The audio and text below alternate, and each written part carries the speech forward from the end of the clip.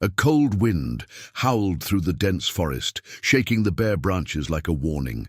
Deep in the woods, an old woman named Martha wrapped her tattered shawl tighter around herself. Her tiny cabin stood alone, surrounded by nothing but the endless stretch of trees and the soft crunch of snow beneath her boots. She had lived here for years, away from the noise of the town, finding solace in nature's silence. But that night, the silence felt different, too heavy, too expectant. She stirred the pot of soup over her small fireplace when suddenly a faint whimper reached her ears. At first, she thought it was the wind, but then it came again, soft, desperate cries, almost like a baby's. Martha stiffened. There shouldn't be anyone out here, not in this cold, not at this hour. Her hands trembled as she grabbed the old lantern from the table and pushed open the cabin door. The freezing air bit her skin, but she ignored it. The sound was coming from somewhere near the trees. She stepped forward cautiously, her heart pounding against her ribs. And then she saw them, 3 tiny bear cubs huddled together near a fallen log, their fur dusted with snow. They were shivering, their little bodies too weak to move, but there was no sign of their mother. Martha's breath caught in her throat. She had lived near the forest long enough to know that a mother bear never left her cubs alone, unless something terrible had happened. She hesitated. Taking them in was dangerous. They were wild animals, and if their mother was still alive, she wouldn't be far. But as another gust of wind howled through the trees, making the cubs whimper louder, Martha knew she couldn't just walk away. She took a deep breath, bent down, and carefully scooped the cubs into her arms. The moment she did, a deep, guttural growl echoed through the night. The blood in her veins turned ice cold. Something was watching her. Martha froze. The growl came from the darkness beyond the trees, low and menacing.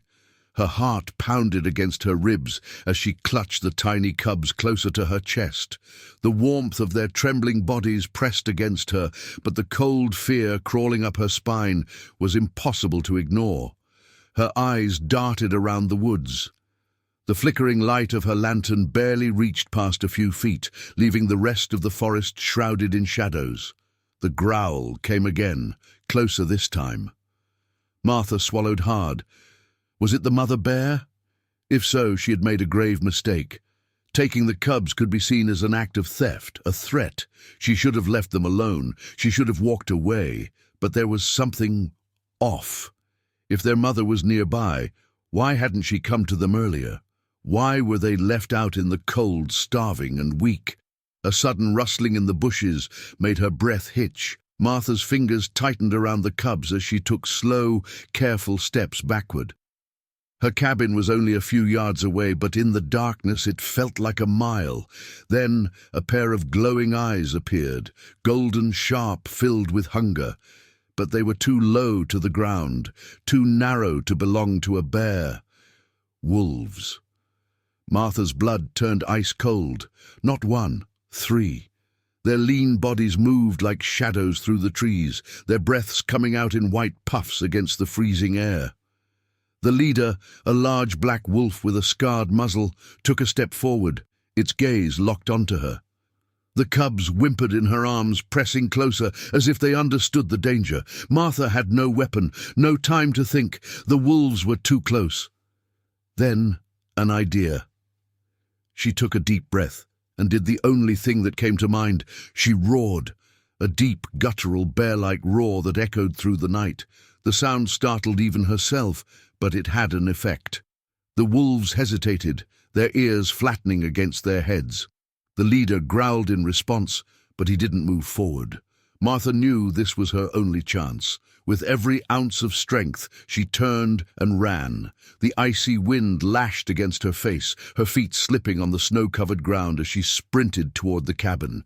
The cubs clung to her, their tiny claws digging into her clothes. Behind her, she heard the wolves snarling, then the sound of paws crunching through the snow. They were chasing her. The cabin was just a few steps away. Martha lunged forward, nearly losing her balance as she reached the door. With shaking fingers, she pushed it open and stumbled inside. She barely had time to slam the door shut before something heavy crashed against it. "Thud!" Martha gasped, pressing her weight against the wooden door.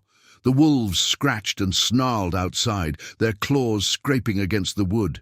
They knew their prey was inside. For a few agonizing seconds, Martha held her breath, waiting, listening. Then, silence. The wolves didn't leave. She could still hear their low growls, their restless pacing just outside. But they didn't try to break in. Martha slowly exhaled, her body shaking from both. The cold and fear. She looked down at the cubs. Their tiny eyes, dark and round, stared back at her, full of confusion and trust. They didn't understand what had just happened. With a heavy sigh, she carried them to the fireplace and placed them down on the soft rug. They huddled together instantly, their little bodies pressed close for warmth. Martha rubbed her arms, trying to process everything. She had just stolen 3 bear cubs. She had just escaped a pack of wolves, and now she had to figure out what to do next. Her mind raced with questions. Had their mother abandoned them? Was she hurt? Dead? If so, these cubs wouldn't survive on their own, not without food, not in this cold. She knelt down, gently brushing a hand over their fur. "You're lucky I found you," she whispered. "Or maybe I'm the lucky one." The fire crackled beside them, filling the room with warmth. The cubs, exhausted from the night's events, slowly drifted off to sleep, their tiny breaths rising and falling in unison. Martha sat beside them, watching their fragile bodies curled up on her floor. But outside, beyond the warmth of her cabin, something else watched too. 2 glowing eyes. Not the wolves. Something bigger. And it wasn't leaving. Martha barely slept that night. Every time her eyes fluttered shut, the memory of those glowing eyes outside her cabin flashed in her mind. Something was out there, something big, and it hadn't left. The cubs stirred beside the fireplace, their tiny bodies rising and falling with each soft breath. They had no idea how much danger surrounded them. Martha envied their innocence. By the time the first light of dawn crept through the cracks in the wooden walls, Martha had made up her mind. She had to check. Whatever was outside hadn't attacked during the night, but that didn't mean it was gone. And if it was what she thought, if it was their mother, she needed to know. Wrapping a thick shawl around her shoulders, she grabbed her lantern and inched toward the door. The cabin felt eerily quiet, as if the forest itself was holding its breath. She hesitated for a moment, then slowly unlatched the door and pushed it open. A blast of icy air hit her face. The snow outside was undisturbed except for deep, heavy tracks leading away from her cabin toward the tree line. Massive tracks. Her chest tightened. Bare. Martha's fingers tightened around the lantern as she followed the prints. Each step felt heavier than the last. The deeper into the trees she walked, the stronger a scent filled the air, blood. Then she saw it. A few yards ahead, partially buried under the snow, lay the motionless body of a bear. Martha stopped, her breath catching in her throat. The mother. She knew it even before she stepped closer. The sheer size, the deep brown fur, the way her body was positioned, as if she'd been guarding something, protecting something. Martha crouched down beside her. The snow around the bear was stained dark red, claw marks raked across her side, fresh wounds, deep and brutal, the work of wolves.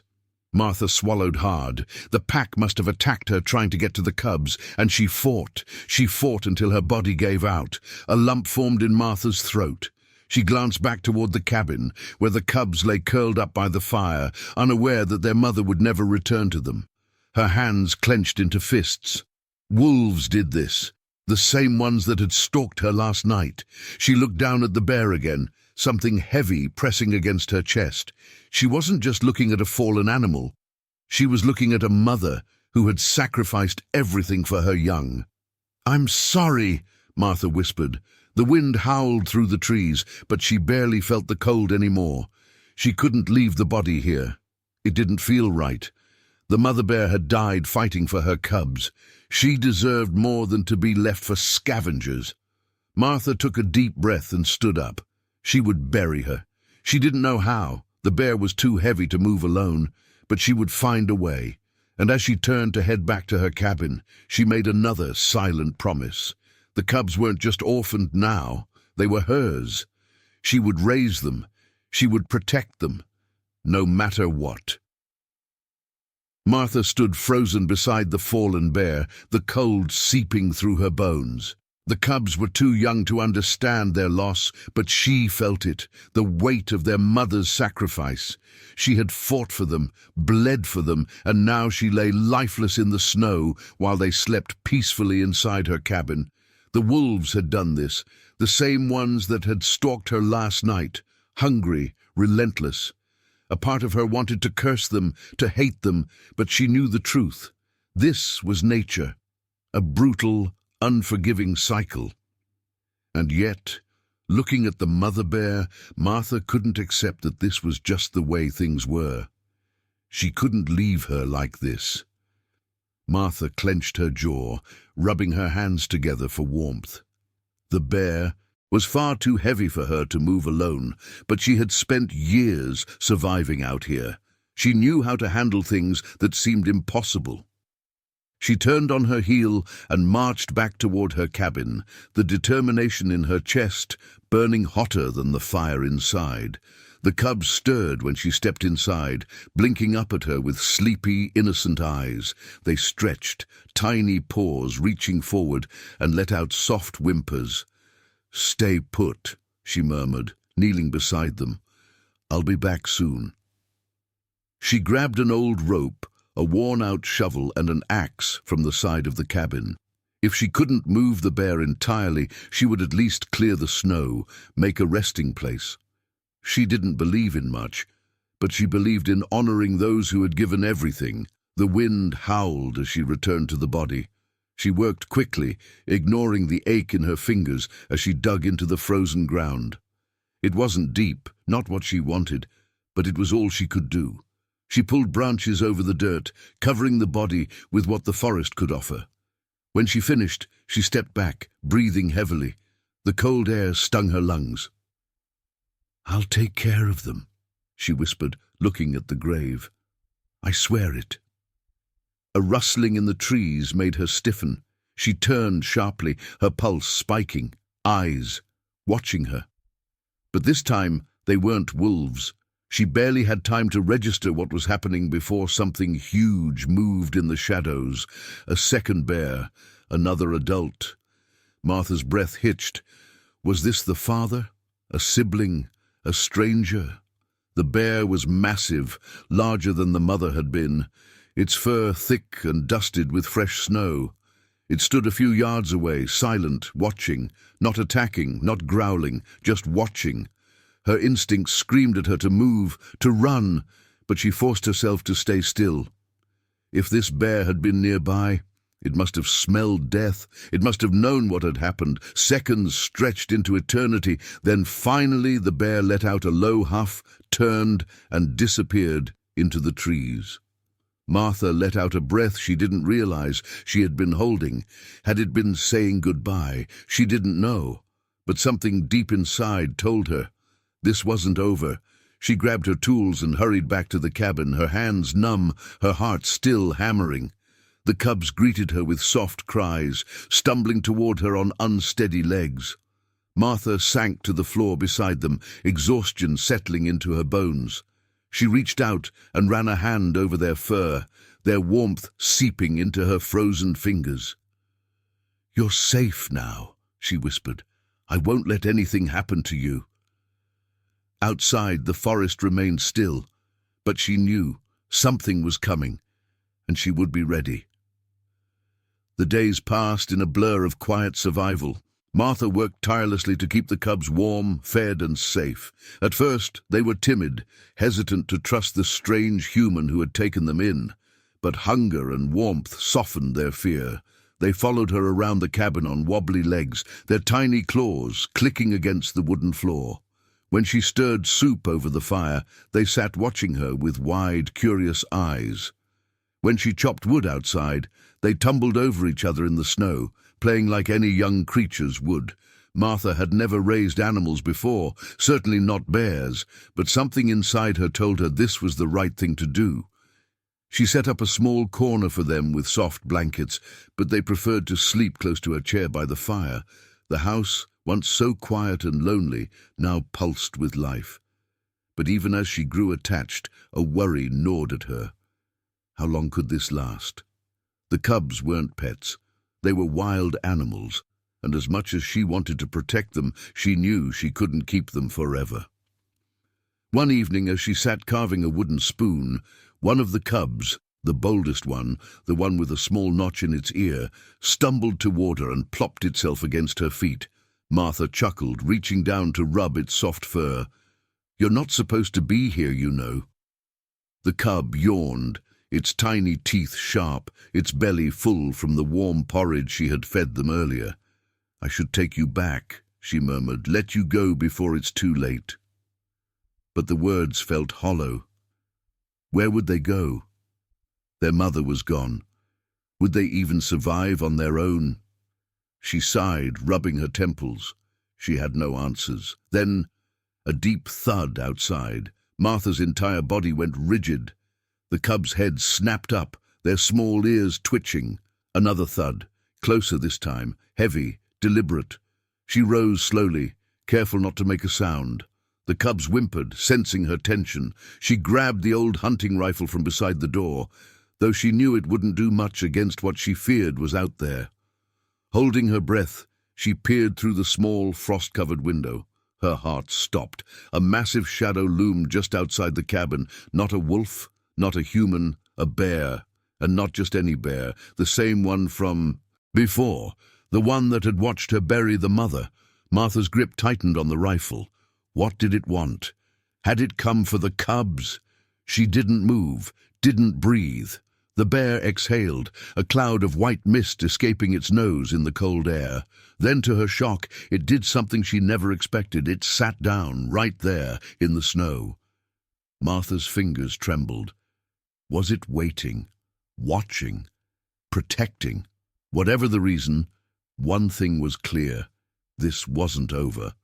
And the real story was only just beginning. Martha didn't sleep that night.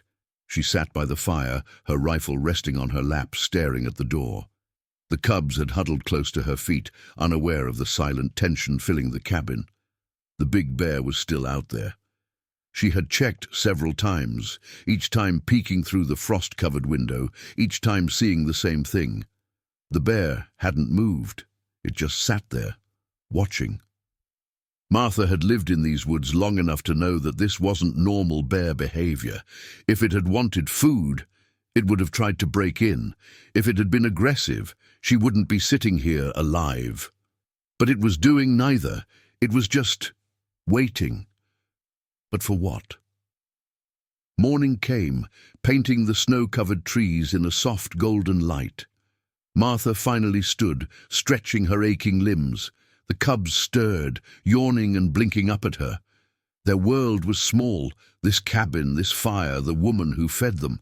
They had no idea what awaited them outside. Martha sighed, running a hand over her tired face. She had to face it. She grabbed her coat, pulled on her boots, and reached for the door latch. The moment she did, the cubs let out small, nervous whimpers. "It's all right," she murmured, glancing down at them. "Stay here."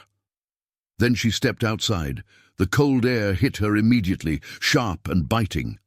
Her breath curled in the air as she turned toward the bear. It was still there, its dark eyes locked onto hers the moment she emerged. For a long time, neither of them moved. Martha could hear her own heartbeat, feel the pulse in her throat. Then, slowly, she took a step forward. The bear didn't react. Another step. Still nothing. Martha's boots crunched against the snow as she moved closer, her fingers hovering near the rifle slung over her shoulder. She didn't want to use it, not unless she had no choice. "Why are you here?" she murmured, more to herself than the bear. Then something unexpected happened. The bear let out a deep, low huff. Not a growl, not a warning, something else. Martha froze. It wasn't threatening her. Her mind raced. Bears didn't do this. They didn't just wait outside cabins all night. They didn't just watch over orphans that weren't their own, unless... A thought struck her so suddenly it nearly took her breath away. Could this bear be related to the mother, her mate, a sibling? The way it had watched her bury the mother, the way it had returned, the way it was just sitting there. Martha exhaled slowly. "Are you here for them?" she whispered. The bear blinked. Something in her gut told her she was right. For the first time in weeks, Martha didn't feel so alone. The bear didn't move, didn't growl, just sat there, watching. The morning light caught the frost clinging to its thick fur, and for the first time, Martha truly looked at it. It wasn't just big, it was old. The scars along its muzzle, the way its fur was streaked with patches of silver. It had seen many winters, it had survived, and now, here it was, waiting. Martha swallowed hard, glancing back toward the cabin. The cubs were inside, safe and warm, unaware that something, had come for them. Her fingers twitched at her sides. If this bear was their kin, if it had been waiting, could she just let them go? She thought about the past weeks, the sleepless nights, the endless worry, the way they had started to trust her. She had protected them, fed them, kept them alive, and now, in one single moment, all of that could change. Martha turned back to the bear. "You've been watching," she said quietly. "Haven't you?" The bear exhaled in a slow, deep breath. Her heart pounded. You knew she was gone. A gust of wind swept through the trees, and still the bear remained motionless. Martha let out a shaky breath. "And now you want them back?" She hesitated. If she opened that door, if she let the cubs see the bear, what would they do? Would they follow? Would they remember? She clenched her jaw. Could she let them go? The cubs had become hers. In every way that mattered, they belonged to her now. She had rocked them to sleep when they whimpered in the night. She had fed them when they were hungry. She had become their mother. But she wasn't. Martha squeezed her eyes shut. They weren't meant for this life. A cabin, a fire, a human hand offering food. It was never meant to be forever. Slowly, she stepped backward toward the cabin door. The bear didn't move. It was waiting for her to decide. Inside, the cubs had woken. They tumbled toward her, their small paws slipping on the wooden floor, their soft cries reaching her ears. Martha's chest tightened. They were still so small, so fragile. She knelt, running her fingers through their warm fur. "It's time," she whispered. "You don't belong here." The cubs blinked up at her, their eyes filled with innocence. Martha stood, stepping aside. The open door revealed the snow, the towering trees, and the bear waiting just beyond. The cubs hesitated. Then the boldest one, the one with the small notch in its ear, took a step forward. Then another. The second cub followed. Martha swallowed the lump in her throat as she watched them waddle outside. The bear let out a low, deep sound, not a warning, a greeting. The cubs paused, sniffing the air. Then, to her amazement, they let out tiny, excited noises and stumbled toward the massive bear. Martha felt her breath hitch. The bear lowered its head, nudging them gently, almost as if checking them over. Then, without another glance at her, it turned toward the trees. The cubs followed. Martha stood there, frozen, watching until their small figures disappeared into the forest. The silence that followed was unbearable. For weeks, they had been her world. Now the cabin felt empty again. A deep sadness settled in her chest, but she forced herself to smile. They were where they belonged. And somehow, she knew. They would never forget her. Moral of the story. True love is not about holding on, it's about knowing when to let go. Martha cared for the cubs, protected them, and loved them as her own. But in the end, she knew they belonged to the wild. Sometimes, the kindest thing we can do for those we love is to set them free, even if it breaks our hearts. Real love is selfless. It puts the needs of others above our own desires.